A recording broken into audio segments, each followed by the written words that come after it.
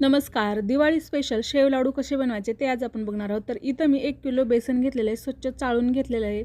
आता हे आपल्याला मळून घ्यायचं आहे. त्याच्यासाठी थोडं पाणी घालून आपल्याला हे घट्टसर असं मळून घ्यायचं आहे.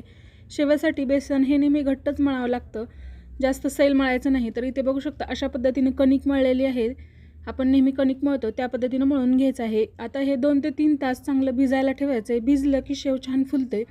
तर इथं 3 तासानंतर बघू शकता मस्त लोण्यासारखे आपली शेवचं बेसन भिजलेलं आहे. तर थोडंसं मी पाण्याचा हात घेऊन याला अजून सैलसर करून घेते, जेणेकरून शेव सोडताना आपल्याला जास्त मेहनत लागणार नाही, इझिली प्रेस होईल. तर इथं मी बारीक शेवची चकती घेतलेली आहे. आता ती साच्यामध्ये घालून शेवग्यामध्ये आपल्याला हे बेसन भरून घ्यायचं आहे आणि शेव सोडायला सुरुवात करायची आहे.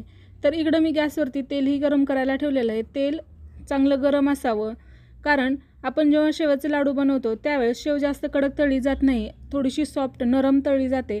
तर गरम तेलामध्ये आपल्याला पटकन शेव तळून घ्यायची आहे, जास्त वेळ तेलामध्ये ठेवायची नाही. थोडीशी हातानं आपण शेव जेव्हा प्रेस करतो त्यावेळेस ती अशी चपटी झाली पाहिजे, अशा पद्धतीने आपल्याला शेव फ्राय करून घ्यायची आहे. कच्चीही काढायची नाही आणि जास्त कडकही तळायची नाही. आणि त्यानंतर गरम असतानाच हाताने आपल्याला चुरून घ्यायची आहे, बारीक बारीक करून घ्यायचे आहे. तर आता इकडं मी गॅसवरती पाक बनवायला घेणार आहे. त्याच्यासाठी 1.25 किलो साखर घेतलेली आहे आणि त्यामध्ये साखर बुडेल इतपत पाणी घातलेलं आहे. साखर पूर्ण वितळली की याला छान अशी उकळी येऊ द्यायची आहे आणि आपल्याला एकतारी पाक बनवून घ्यायचा आहे.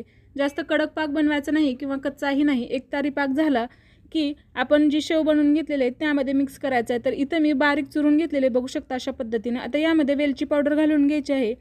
तर मी इथं 2 चमचे मोठे वेलची पावडर घातलेले, त्यासोबतच छोटी अर्धी वाटी यामध्ये मी मनुका घातलेला आहे, छान मिक्स केलेलं आहे. 1 फुलपात्र तूप वितळवून घातलेलं आहे, यामुळे लाडू छान होतात. आणि याला चांगलं मिक्स करून घेतलेलं आहे. आता यामध्ये आपण थोडा करत पाक घालायचा आहे. पाक घालत आपल्याला मिक्सही करून घ्यायचं आहे. आता याचा डिटेल व्हिडिओ चॅनलवरती अपलोड केलेला आहे, नक्की जाऊन चेक करू शकता डिटेलमध्ये ही रेसिपी.